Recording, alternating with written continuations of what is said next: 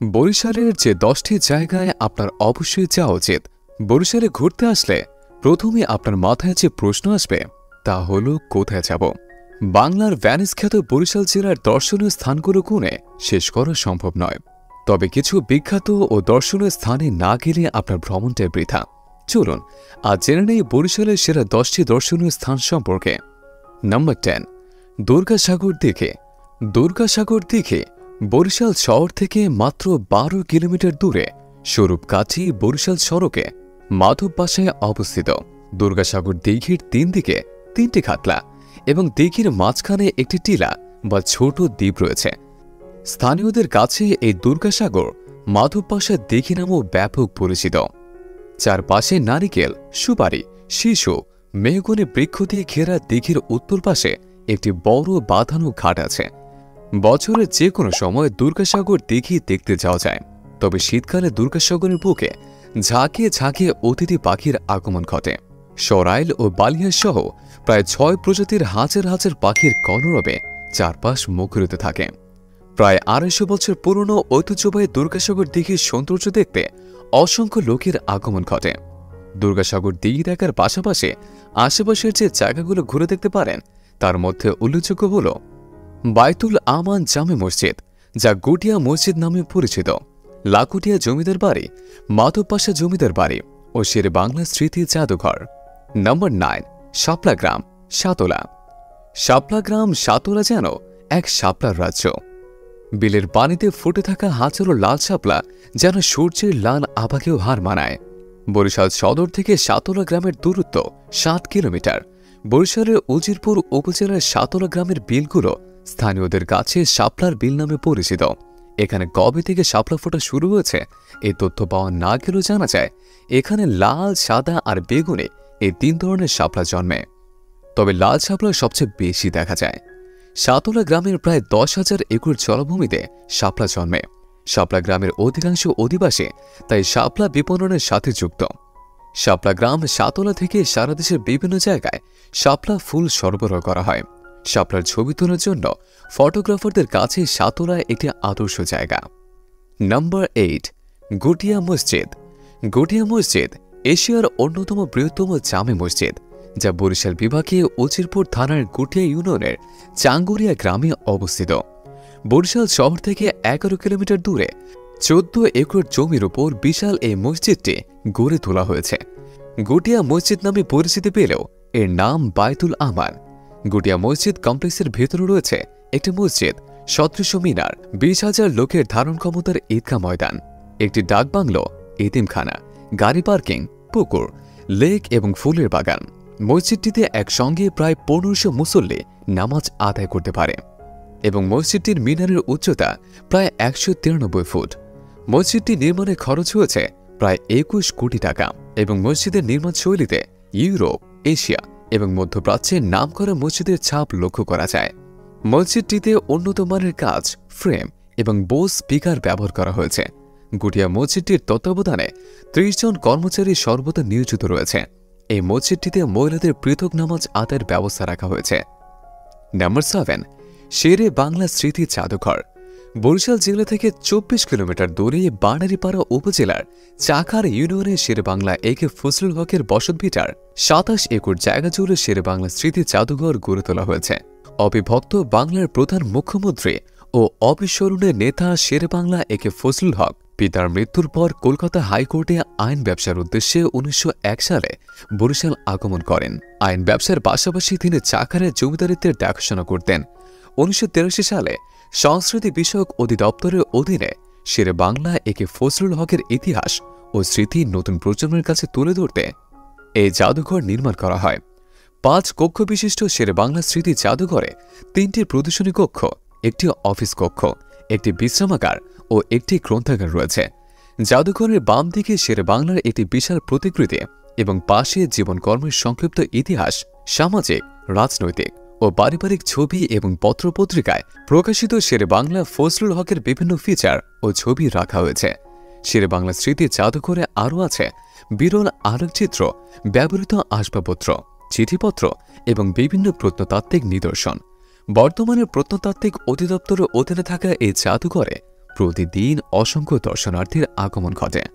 Number 6, Bangabandhu উদ্যান bells park.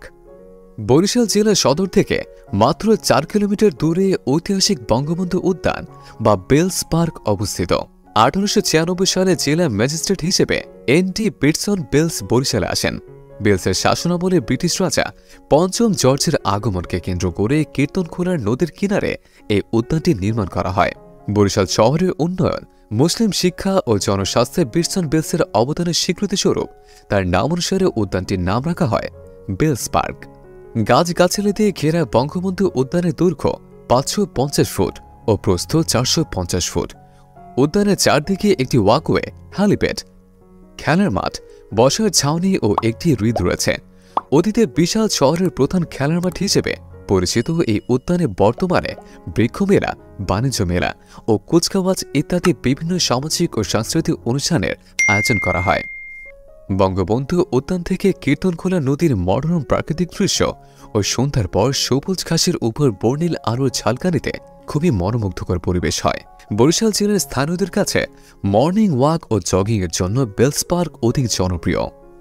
Number 5, বিবির পুকুর। বরিশাল শহরের প্রাণকেন্দ্র অবস্থিত এক ঐতিহ্যবাহী জলাশয়ের নাম বিবির পুকুর। 1908 খ্রিস্টাব্দে জিন্নাত বিবি জনমানুষের জলের কষ্ট নিরসনের উদ্দেশ্যে এই পুকুর খনন করেন। পরবর্তীতে জিন্নাত বিবির নাম অনুসারে শতবর্ষী পুকুরটি বিবির পুকুর নামে পরিচিত হয়ে ওঠে। তৎকালীন সময়ে কীর্তনখোলা নদীর সাথে খালের মাধ্যমে বিবির পুকুরে দুটি সংযোগ ছিল, ফলে নদীর মতোই এই পুকুরে নিয়মিতভাবে জোয়ার ভাটা দেখা যেত। বর্তমানে পুকুরকে কেন্দ্র করে ঝুলন্ত পার্ক, বসার বেঞ্চ, ফোয়ারা এবং আলোকসজ্জার মাধ্যমে শোভাবর্ধন করা হয়েছে। পাশাপাশি বিবির পুকুরের কাছে উন্মুক্ত বিনোদন কেন্দ্র পাবলিক স্কয়ার নির্মাণ করা হয়েছে, যার বর্তমান নাম হিরন স্কয়ার। নাম্বার 4, মিয়াবাড়ি জামে মসজিদ। করাপুর মিয়াবাড়ি জামে মসজিদ বরিশাল জেলার সবচেয়ে প্রাচীন মসজিদগুলোর মধ্যে অন্যতম। 1800 শতকে এই মসজিদটি নির্মাণ করা হয়েছে বলে মনে করা হয়। মূল মসজিদটি উঁচু একটি আয়তাকার বেসমেন্টের উপর নির্মাণ করা হয়েছে, আর নিচের বেসমেন্টগুলোর কক্ষগুলো বর্তমানে মাদ্রাসার ছাত্রদের বসবাসের জন্য ব্যবহৃত হচ্ছে। মিয়াবাড়ি মসজিদে প্রবেশের জন্য দোতলা থেকে একটি প্রশস্ত সিঁড়ি মাটিতে নেমে এসেছে, আর মসজিদের ছাদে শোভা পাচ্ছে পাশাপাশি অবস্থানে নির্মিত 3টি সদৃশ্য গম্বুজ। এছাড়াও মসজিদের সামনে এবং পেছনের দেয়ালে 4টি করে মোট 8টি মিনার রয়েছে। করপুর মিয়াবাড়ি মসজিদের পূর্ব দিকে অবস্থিত বিশালাকার পুকুরটি মসজিদের সৌন্দর্য যোগ করেছে ভিন্ন মাত্রা।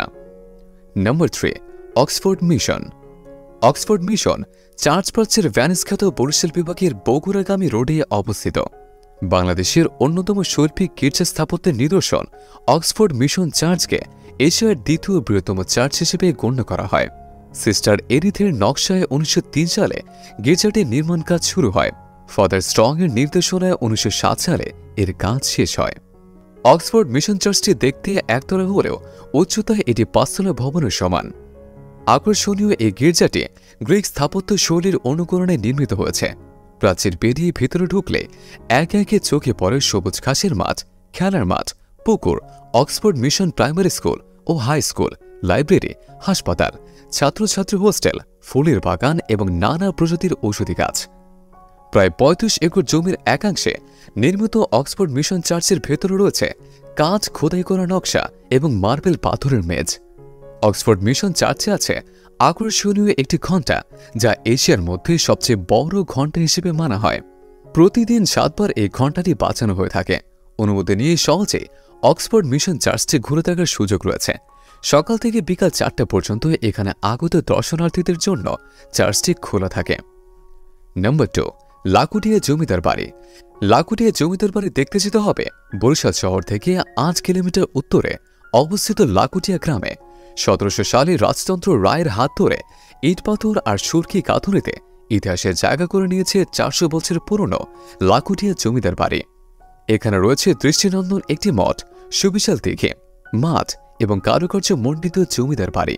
জানা যায় 19 শতকের জমিদার রাজচন্দ্র রায়ের জমিদার বাড়িটি এই অঞ্চলের সাংস্কৃতিক কর্মকাণ্ডের কেন্দ্রবিন্দু ছিল, কিন্তু কালের আবর্তে আজ সবই শুধু স্মৃতি। এই জমিদার পরিবারের সদস্যদের অবদানে বরিশালে নির্মিত হয়েছে রাজচন্দ্র কলেজ ও পুষ্পারানী বিদ্যালয়। বর্তমানে লাখুটিয়া জমিদার বাড়ি বাংলাদেশ কৃষি উন্নয়ন কর্পোরেশনের তত্ত্বাবধানে আছে। জমিদার বাড়ির প্রায় ধ্বংসপ্রাপ্ত দ্বিতল প্রাসাদ ছাড়া লাখুটিয়া জমিদার বাড়ির অন্য সব স্থাপনার মধ্যে একাধিক ভবন নির্মাণ করা হয়েছে। নাম্বার 1, ভাসমান পেয়ারা বাজার। ঝালকাঠি, বরিশাল এবং পিরোজপুরের সীমান্তবর্তী এলাকায় গড়ে উঠেছে এশিয়া মহাদেশের বৃহত্তম পেয়ারা বাগান। ঝালকাঠি জেলা শহর থেকে প্রায় 15 কিলোমিটার দূরে ভীমরুলিতে রয়েছে বাংলাদেশের সবচেয়ে বড় ভাসমান পেয়ারা বাজার। 3 দিক থেকে আসা খালের মোহনায় বসে ভীমরুলির এই ভাসমান পেয়ারা বাজার জুলাই, আগস্ট পেয়ারার মৌসুম হলেও মাঝে মাঝে সেপ্টেম্বর পর্যন্ত বাজার চলে। ভাসমান পেয়ারা বাজার দেখতে আগস্ট মাস সবচেয়ে উপযোগী সময়। সকাল 11টার পর পেয়ারা বাজারে ভিড় কমতে থাকে, তাই 11টার আগে বাজারে যাওয়াই সবচেয়ে ভালো। এছাড়া ব্যাকওয়াটারে ঘুরে খালের সাথে লাগোয়া ঘরবাড়ি, স্কুল, ব্রিজ এবং রাস্তার সম্মোহনী রূপ উপভোগ করতে পারবেন। খালের মধ্যে দিয়ে চলার সময় চাইলে হাত বাড়িয়ে আমরা কিংবা পেয়ারা ধরতে পারবেন। আর যদি বৃষ্টি হয় তবে চারপাশটা আরও অপার্থিব সৌন্দর্যে মোহনীয় হয়ে ওঠে। পথে কুরিয়ানা বাজারের ঋতুপর্ণা দোকানের গরম গরম রসগোল্লার স্বাদ নিতে ভুল করবেন না কিন্তু। আর বাজারে বৌদির হোটেলে খেতে পারেন দুপুরের খাবার। ভাসমান পেয়ারা বাজার থেকে বরিশাল আসার পথে গটিয়া মসজিদ ও দুর্গাসাগর দিঘি ঘুরে আসতে পারেন। বরিশালের দর্শনীয় স্থানসমূহ নিয়ে লিখলে লেখার শেষ নেই। এখানে মাত্র অল্প কয়েকটি স্থানে বর্ণনা দেওয়া হয়েছে। এছাড়াও অসংখ্য স্থান রয়েছে বরিশাল জেলায় যা ইতিহাস ও প্রাকৃতিক সৌন্দর্যের সাক্ষী। আর বরিশাল জেলার অন্য সব গুরুত্বপূর্ণ ও নয়নাভিরাম জায়গায় গিয়ে আপনি মন ও দৃষ্টি প্রশান্ত করতে পারবেন। তাই আপনার পরবর্তী ভ্রমণ স্থান হোক বরিশাল জেলা।